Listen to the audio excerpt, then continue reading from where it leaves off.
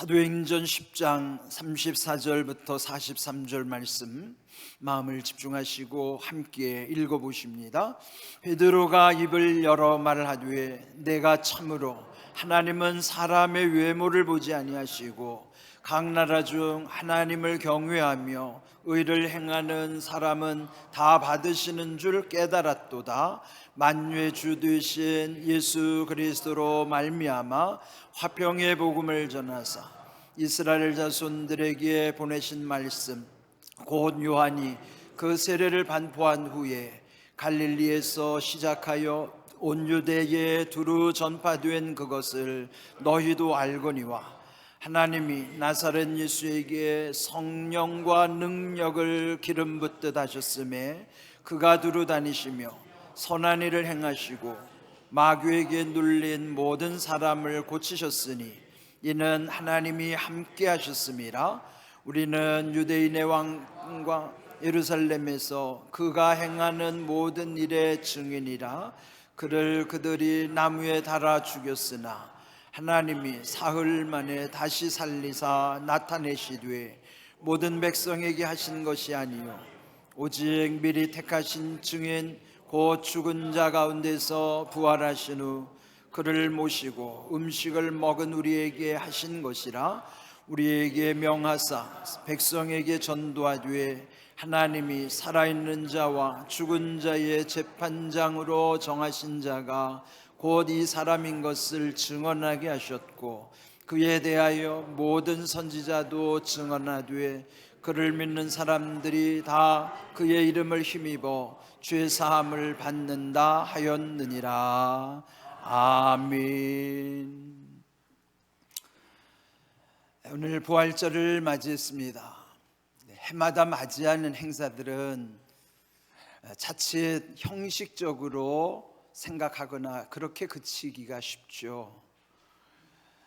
그런데 이 부활절, 이 신앙이야말로 우리 기독교인에게 있어서는 가장 중요한 신앙의 핵심 또는 본질이라고 할 수 있습니다. 옛적에 예수님이 부활하시기 전까지만 해도 당시 하나님께 모이는 예배는 토요일 안식일 예배였잖아요.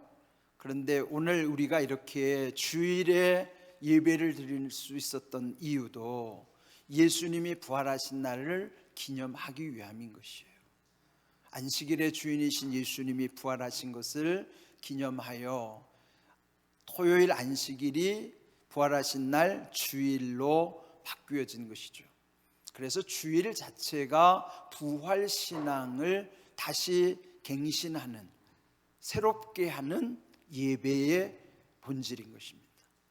그래서 오늘 이 부활절은 우리 신앙에 있어서 아주 중요한 날이에요. 기독교의 중요한 두 절기는 성탄절과 부활절이라고 일컬을 수 있잖아요. 예수님과 관련해서요. 그런데 그 중에서 더 중요한 날을 꼽으라면 저는 단연코 부활절이라고 생각합니다. 부활하신 예수님이 마침내 하나님의 뜻을 완성하셨기 때문이고, 그리고 그 사망의 권세 깨뜨리시고 다시 살아나심으로 영원한 생명 부활의 소망을 우리에게 주셨기 때문이에요. 예수님 부활하시기 전까지만 해도 우리의 인생은 죽음으로서의 마침표를 찍는 것이었어요. 그래서 그 사망의 권세 앞에 늘 두려웠고 불안했고 허무했던 것입니다. 그러나 예수님이 그 사망의 권세를 깨뜨리심으로 그 죽음이 끝이 아니라 이제는 영원한 하나님 나라에 이를 수 있다고 하는 그 소망을 우리에게 주신 것이죠. 우리 인생이 죽음이 끝이 아닌 영원한 하나님 나라가 우리 인생의 목표, 목적임을 깨닫게 하셨기 때문에 부활의 신앙은 우리에게 아주 중요한 것입니다. 이제 이 제자들, 주님이 부활하신 다음에 그들의 모습이 얼마나 달라지는가. 아마 여러분도 그 예수님의 부활 전후의 제자들의 모습을 보면 그 놀라운 변화를 아마 여러분 다 아실 거예요.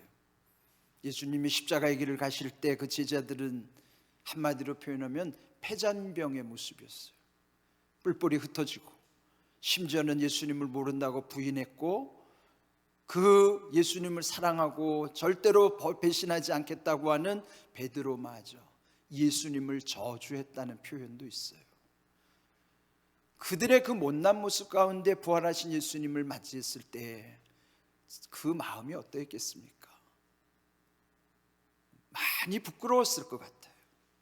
그럼에도 주님이 그들을 따지지도 않고 묻지도 아니하시고 품어주시고 부활의 소망 가운데 용기를 주셔서 부활의 증인으로서 전 세계로 향할 수 있도록 또 길을 열어주신 것이죠. 그래서 여러분, 부활의 신앙을 내가 확실히 믿고 부활의 능력으로 살아가는 사람은 그 전과 후가 이렇게 다른 거예요. 그래서 오늘 이 부활의 신앙 가운데 내 삶을 다시 한번 점검하는 것이죠. 오늘 이 주일에 주시는 말씀, 오늘 이 본문은 베드로가 고넬료의 가정에서 설교한 내용이에요. 그런데 부활한 이 예수님을 베드로가 어떻게 담대하게 전하는가? 실상 베드로와 고넬료의 관계를 보면 만날 수 없는 사람들이에요. 베드로는 예수님의 직계 제자이지만 정통 유대인이죠. 그에 반하여 이 고넬료는 사도행전 10장 1절에서 표현한 대로 로마 부대의 백부장, 그러면 이방인으로서 그래도 당시 로마의 장교 출신이라면, 백부장은 100명의 병사를 다스릴 수 있는 장교가 백부장이잖아요. 그러면 상당한 힘이 있는 것이죠. 그 두 사람이 만날 수가 없죠.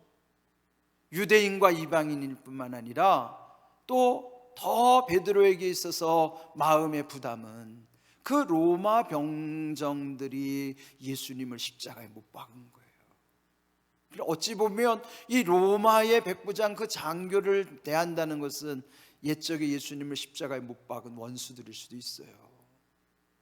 그런데 하나님은 이들을 만나게 하신 거예요.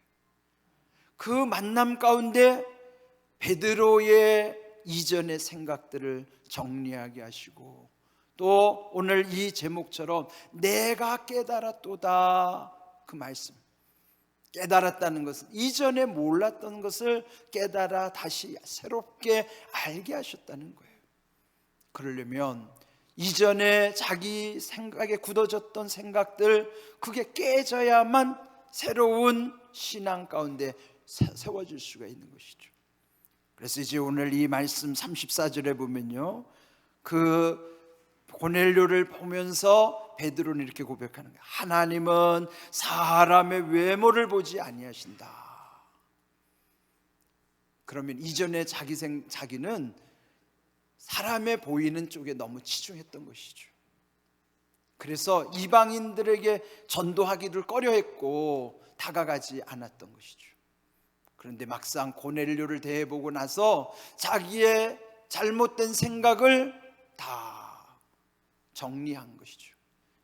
전에 말씀드린 것처럼 우리의 잘못된 생각은 세 가지예요.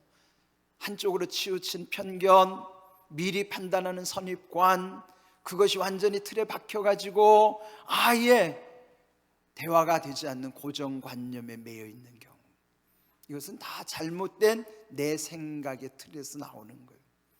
베드로가 그렇게 믿음 좋았고 예수님을 따라다녔던 분이었지만 여전히 그 속에 이런 잘못된 판단이 있었던 것이죠.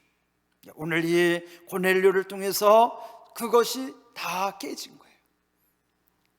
사무엘상 16장 7절에도 보시면요, 사람은 외모를 보거니와 나 여호와는 중심을 보느니라. 이거는 우리의 한계일 수도 있고 어쩔 수도 없는 상황이기도 해요. 우리는 다 보이는 외모로 판단할 수밖에 없잖아요. 오늘 이 예배에 참석하신 여러분들 다 예쁘게 하고 오셨어요. 외모는 뭐 나무랄 바가 없습니다. 다 예뻐요. 그런데 하나님은 이 외모를 보지 않는다는 거죠. 예? 뭘 보시는 거죠? 내 안에 중심을 보시는 거예요.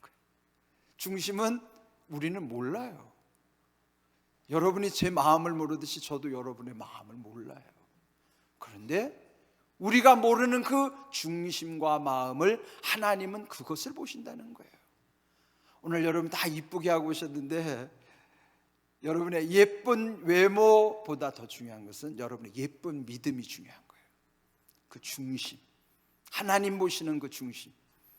전 여러분이 다 마스크를 끼고 그랬지만은 여러분의 중심만큼은 하나님이 다 기뻐 받으실 줄로 믿습니다.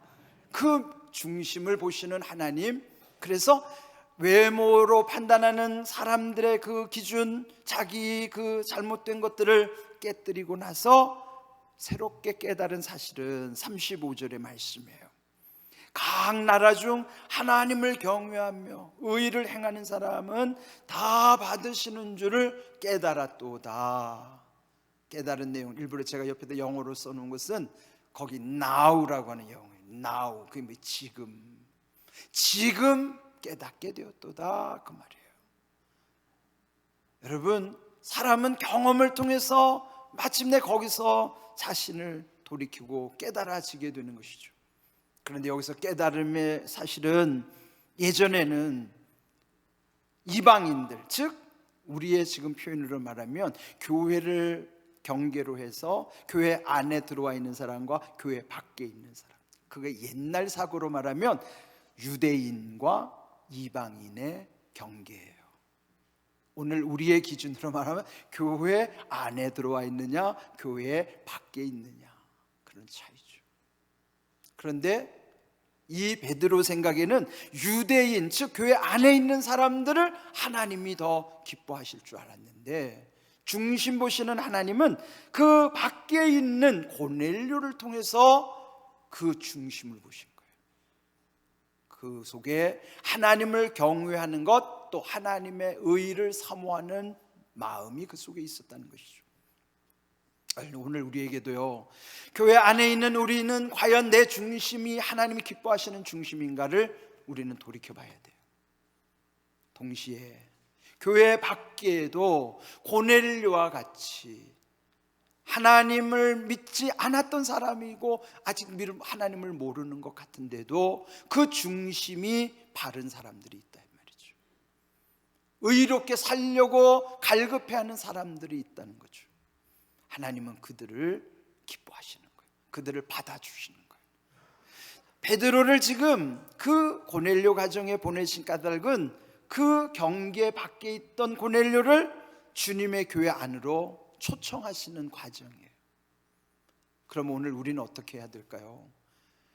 우리가 생각이 교회 안에서 우리끼리에만 익숙하지 말고 그 편견, 선입관, 고정관념을 떨치고 오늘 우리도 주님 오늘도 깨달았습니다. 그건 뭘까요? 교회 밖에 관심을 가지라는 거예요. 그 교회 밖에 잠재적 고넬료와 같이 하나님을 두려워할 줄 알고 바르게 살고 싶어하고 의를 갈망하는 이들이 있다는 거예요. 그들을 교회 안으로 초청할 수 있도록 그 역할을 누가 해야 될까요? 교회가 해야 하고 우리가 해야 되는 거예요. 오늘 공항교회가 우리 주변에 있는 이런 잠재적 고넬료와 같은 이들, 그들을 위해서 기도하고 그들을 초청하고 하나님의 뜻을 이루기 위해서 우리가 함께 뜻을 모아야 한다고 하는 사실이에요. 오늘 이 말씀 속에 내가 깨달았나이다 베드로의 고백이지만 구체적으로는 우리 각자 자기 자신의 고백이어야만 합니다. 여러분도 오늘 이 말씀 듣고 나서 여러분이 기도할 때 하나님 앞에 그렇게 기도하셔야 돼요. 주님, 오늘 말씀 통해서 저도 깨달았습니다. 저도 깨달았습니다. 그런데 이제 오늘 이 말씀 속에 보면은 이전에 몰랐던 걸 새롭게 깨닫는 것도 우리에게는 굉장히 중요하죠. 그리고 그런 건 앞으로 더 많아져요. 우리가 항상 고백하는 것과 간구하는 것, 고백은 내가 체험한 바, 오늘 이 베드로처럼 내가 깨달았나이다, 이건 고백이에요. 이걸 간구로 바꾸면 어떻게 되죠? 깨닫게 하여 주시옵소서. 그러니까 우리는 지금 깨달은 것, 이전에서 깨닫게 하신 것도 소중하지만 이후에 깨달아야 하는 것이 더 많고 귀할 수도 있어요. 그런데 오늘 이 본문에서 베드로는 이전에 자기가 깨달았던 그 진리의 사실들을 확실하게 강조하는 표현이 나오는 거예요. 그 다음 내용으로 이어지는 것을 보면 깨달아야 할 것, 그는 확실히 우리 모두가 반드시 깨달아야만 하는 것이에요.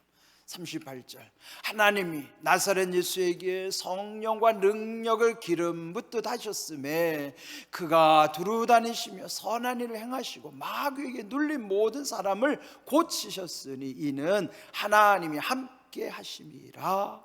이게 베드로의 간증이에요. 이전의 말씀의 약속 플러스 자기의 삶의 체험을 간증으로 그들에게 이 말씀을 전하는 거예요. 여러분, 우리는요, 말씀 플러스 자기 그 말씀을 경험하는 자기 간증이 있을 때 거기에 설득력이 더해질 뿐만 아니라 거기에 능력이 생기는 거예요. 그래서 이 오늘 말씀에서 가장 중요한 내용을 또 꼽자면, 하나님이 나사렛 예수에게, 즉 하나님이 예수님께, 이 구조예요. 이 구조. 하나님이 예수님께 성령과 능력을 기름 붓듯 하신 거예요. 이건요, 하나님과 예수님은 다이렉트 관계예요. 그런데 항상 마귀는 그 하나님과 예수님 사이의 틈새 전략을 노리는 거예요. 그 마귀의 속성을 우리 속에서도 발견할 수 있어요. 우리들도 조금만 능력을 경험했다든지 좀 더 가졌다든지 뭐가 잘 나간다든지, 여러분, 그럼 반드시 교만이 찾아와요.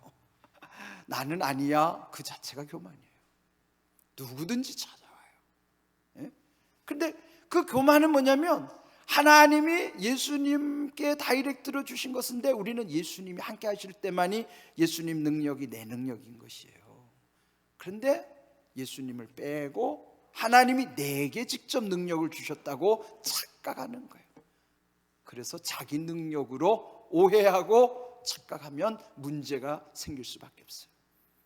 그런 사람들이 이단의 괴수들이고, 이단의 괴수 비슷한 사람들이 능력받은 사람들이에요.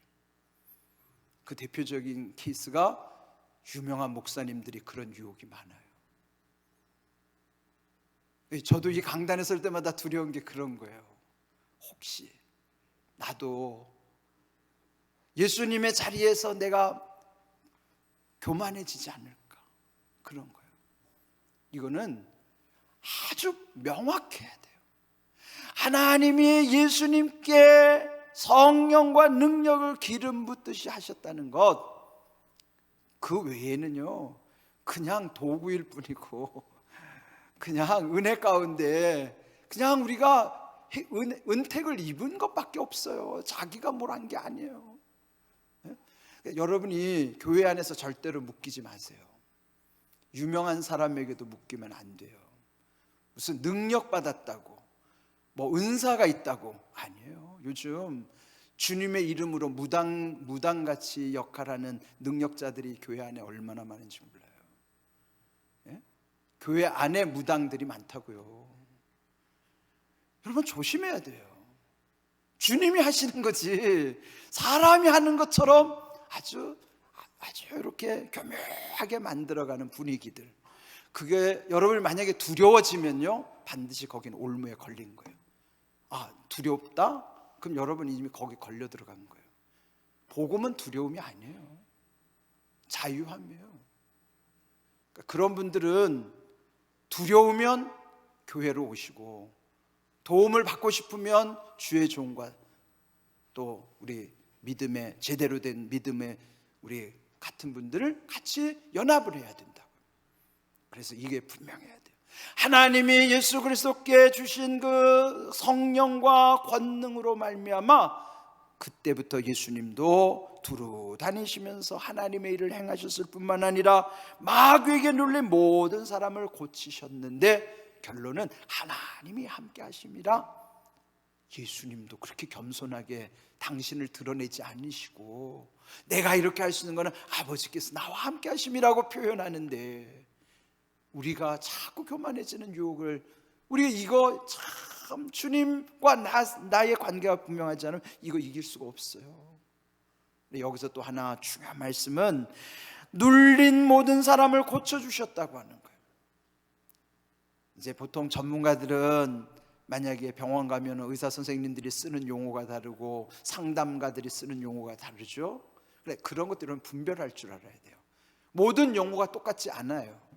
그러면 여기 영적으로 우리에게 깨닫게 해주시는 용어는 눌렸다는 것은 모든 게 다 통용될 수 있지만 마귀에게 눌렸다는 것이 영적인 언어라고요.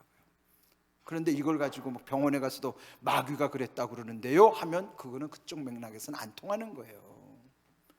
우리 안에서 영적인 원리로서 마귀에게 눌리는 현상들이 병이 되기도 하고 상한 심령이 되기도 하고 불안함이 될 수도 있고 모든 문제가 거기서부터 오는 거예요.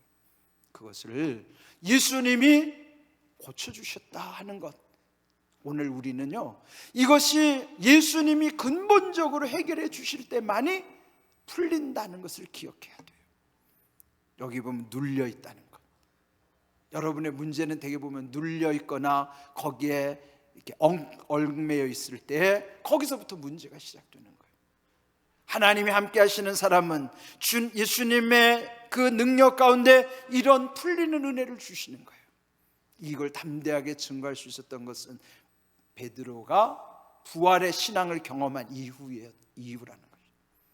오늘 우리도 부활의 신앙을 내 마음에 확실히 믿고 성령의 은혜 안에 살아가면 주님이 함께 하시는 약속의 말씀이 내 삶의 능력으로 나타나게 될 줄로 믿습니다. 부활은 내 믿음 플러스 부활의 능력으로 내가 살아가야 되는 거예요. 오늘 주신 말씀 우리 마음에 깊이 새기시면서 깨달아야 하는 것은 하나님과 예수님의 관계 속에 우리에게 예수님이 어떻게 역사하시는가, 주님이 두루 다니시며 선한 일을 행하시면서 마침내 눌린 모든 자들을 다 고쳐주신 것처럼 오늘 우리에게도 예수님이 우리 인생의 해답이라는 것을 말씀해 주시는 거예요. 그런데 이런 것을 깨닫게 하시는 것이 말씀 속에 있었듯이 말씀 속에서는 우리를 깨닫게 하시는 게 얼마나 많은지 몰라요. 말씀이 풀리려면 어떻게 해야 되냐면 마음이 먼저 열려져야 되는 거예요. 그래서 깨달음의 비결 두 가지를 먼저 소개합니다. 첫 번째로는요, 마음이 열려야만 되는 거예요. 마음이 열리려면 어떻게 해야 되는가? 누가복음 24장 45절 부활하신 예수님이 제자들에게 말씀하신 거예요. 그들의 마음을 열어주신 다음에 그러니까 성경이 그때부터 깨달아지는 거예요. 부활 전에 제자들 몹시 두려워했었는데 부활하신 예수님이 마음을 열어주시고 성경을 깨닫게 하시고, 마음이 열리면요 말씀이 얼마나 꿀송이처럼 달게 느껴진지 몰라요. 이번에 40일 특별 새벽 기도를 하면서 말씀이 꿀송이 같다고 말씀하신 분들이 많았어요. 깨달아지면 말씀은 꿀송이 같은 거예요. 그런데 마음이 열리면 성경도 풀리는 것이죠. 그러면요 마음이 열려서 성경이 풀리면 그때 전에 말씀드린 것처럼 말씀이 풀어지면 문제도 풀리게 돼 있어요. 이거는 정말 여러분 체험하셔야 돼요. 말씀이 풀린다는 것은 말씀이 이해되고 깨달아지는 거예요. 한번 따라해 볼까요? 말씀이 풀리면 문제도 풀린다. 말씀이 풀려야 문제도 풀리는 거예요. 말씀이 깨달아지면 우리의 문제들도 비로소 이제 풀려지기 시작해요. 그런데 주님이 우리의 마음을 열어주시면 말씀이 얼마나 깨달아지는지 그런 은혜를 체험해야 돼요. 말씀의 깨달음의 은혜. 그 다음에 두 번째 깨달음의 비결은요, 하나님의 성소 즉 예배 자리인 것입니다. 시편 73편 17절 하나님의 성소에 들어갈 때야 그들의 종말을 깨달았나이다. 그들의 종말이 뭐냐면요, 악한 자가 형통하는 것. 여기 73편의 내용은요, 악한 자의 형통을 보면서 자기가 막 혼란스러웠어요. 아니 하나님이 살아계시다면 어떻게 이렇게 악을 저지르는 사람들이 잘 될까? 왜 의인에게 고난이 있을까? 아니 우리 생각에는 의인은 잘 돼야 되고 악한 사람은 망해야 되는데 우리 현실도 그렇잖아요. 악한 사람들이 더 잘 나갈 때, 또 주님을 잘 믿는다는 사람들이 고난을 당할 때 그게 깨달아지지가 않았는데 하나님의 성소 즉 성소 이 예배 자리에 나왔을 때 마침내 깨달아졌다는 거예요. 그들의 악인들의 최후가 어떠하고 의인의 고통 끝에 하나님이 어떻게 세우시는가. 그래서 여러분 우리가 정말 깨달아지기를 원하면 예배 자리를 사모하시기를 바랍니다. 예배의 자리에 나오셔야 돼요. 이곳은 하나님이 우리의 심령을 깨닫게 하시는 곳이에요. 그러면 그 심령이 깨달아지면, 말씀이 풀리면 문제도 풀리게 하신단 말이죠. 오늘 이 예배의 자리에 여러분이 늘 사모하시는 것처럼, 이번 코로나 위기를 통해서요, 물론 그 가정에서 예배 드리든지 어디서 드리든지 중심이 확실한 사람은 흔들리지 않아요. 문제는 믿음이, 이거 중심이 바르지 않으면 교회 와서도 별로 말씀에 은혜가 안 되고, 뭐 그러면 집에서 예배 드리는 거야 뭐 더 말할 필요가 없겠죠. 중심이 바르면 장소는 문제가 되지 않아요. 사실은 우리의 중심이 안 잡히니까 그 분위기를 따라갈 수밖에 없는 거예요. 그래서 깨닫는다고 하는 것, 중심이 회복되는 것이고, 오늘 주신 말씀처럼 그 깨닫게 하는 비결은 주님이 우리 마음에 오셔서 마음을 열어주시면 말씀이 깨달아지고, 또 이해할 수 없는 현실을 이 주님의 성소에서 깨닫게 하신 것처럼 여러분들도 이 말씀이 이론에만 머무르지 말고 베드로가 고백했던 것처럼 내가 이제야 깨달았나이다. 그래서 여러분 항상 깨닫게 하심의 은혜를 감사하는 삶이 되기를 바랍니다. 그런데 마태복음 16장 9절에 보시면 예수님의 탄식이 나와요. 너희가 아직도 깨닫지 못하였느냐. 이 마태복음 16장 9절에 예수님 탄식은 그 앞에 마태복음 14장에는 5병이어, 그 다음에는 7병이어, 그러니까 보리떡 5개 물고기 2마리, 보리떡 7개 물고기 2마리, 그걸로 5,000명 먹이시고 뭐 4,000명 먹이시고 막 이런 장면이 나오잖아요. 그거 얼마나 놀라운 표적입니까? 그 기적을 체험한 제자들인데, 지금 요 맥락에서 예수님이 탄식하신 까닭은 그들이 이제 장소를 이동해서 다른 곳을 가야 되는데 자기들끼리 말하는 거예요. 떡은 챙겼어? 그 걱정하는 걸 보니까 너무 한심한 거예요. 아니 왜 아니 그렇게 예수님이 다 놀라운 기적을 베풀어서 보여주셨는데, 아니 지금 이제 장소를 이동하고 가는데 지금 먹을 거 걱정하고 있는 거예요. 근데 이게 제자들의 모습이 아니라 우리 모습이에요. 누가 은혜를 체험하고 그 사람이 이런 능력을 체험하면은 그 사람에게만 국한되는 것 같고 나하고는 별로 상관이 없는 것 같고, 또 예전에는 내가 체험했는데 이제 새로운 환경 속에는 또 아닌 것 같고, 이게 뭐예요? 오락가락 하는 거예요. 아니 그때 확실했으면 지금도 더 확실해야지. 그런데 흔들린다고요. 그러니까 예수님 탄식하신 거예요. 너희가 아직도 깨닫지 못하였느냐. 이 말씀도 누구한테 주시는 말씀이에요?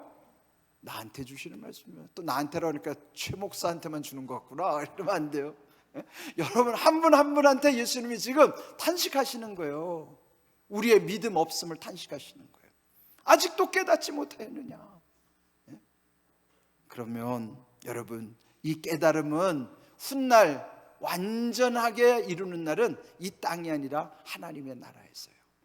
고린도전서 13장 12절, 그 우리 사랑장 제가 많이 강조했었던 내용이죠. 그 사랑장 고린도전서 13장 12절 보면 바울이 이렇게 고백하는 거예요. 우리가 지금은 거울로 보는 것 같이 희미하나, 우리가 보는 거울은 잘 보이는 거울이고 옛날 바울의 시대의 거울은 청동 거울이라 그게 녹이 슬거나 닦아도 흐릿하게 보이는 거예요. 그러니까 그 청동 거울로 지금 우리는 그 청동 거울로 보는 것 같이 희미한 거예요. 그래서 희미하다는 건 뭐예요? 깨닫기가 어렵다는 거죠. 확실하게 보면 깨닫기 좋은데 우리 인생이 이렇게 청동 거울을 보는 것 같이 희미하기 때문에 깨닫기가 어려워요. 그런데 그때에는 그때 뭐예요? 주님 앞에 가면 면전에서 대면하는 거예요. 요즘 우리 하도 대면 예배 강조하니까 진짜 대면, 하나님과의 대면이에요. 얼굴과 얼굴이면 면대면이에요. 얼굴과 얼굴, 나와 주님이 마주할 때 그때는 확실히 보는 거죠. 그리고 지금은 내가 부분적으로 알고 있지만 그때 가서는 주님이 나를 아신 것처럼 나도 주님을 온전히 알게 될 날이 와요. 그거는 우리가 육신의 장막을 벗으면 이런 모든 것으로부터 이제는 다 명확하게 다 보여지고 깨달아질 때가 오지만, 문제는 지금 우리 육신의 장막을 입고 살아가는 이 광야의 세상에 지금 내 생활 속에서 깨달아야 하는 문제가 있는 것이에요. 그래서 오늘 부활절을 통해서 여러분이 부활의 소망과 확실한 믿음 플러스 부활의 능력을 힘입고 살아가야 됩니다. 그러려면 어떻게 해야 돼요? 깨달아져야 돼요. 오늘 이 말씀 속에 여러분 한 분 한 분도 다 이 베드로의 고백처럼 내가 깨달았나이다, 그 고백을 드리기 바라고, 더욱 깨닫게 하여 주시옵소서 간구가 있기를 바랍니다. 우리 한번 따라해 볼까요? 내가 깨달았나이다, 더욱 깨닫게 하옵소서. 그 고백과 그 간구로 올 부활절 그냥 형식적으로 지내지 마시고 이 부활의 소망, 그 확실한 믿음 속에 부활의 능력을 힘입어 살아가는 삶이 되기를 주님의 이름으로 축복합니다. 아멘.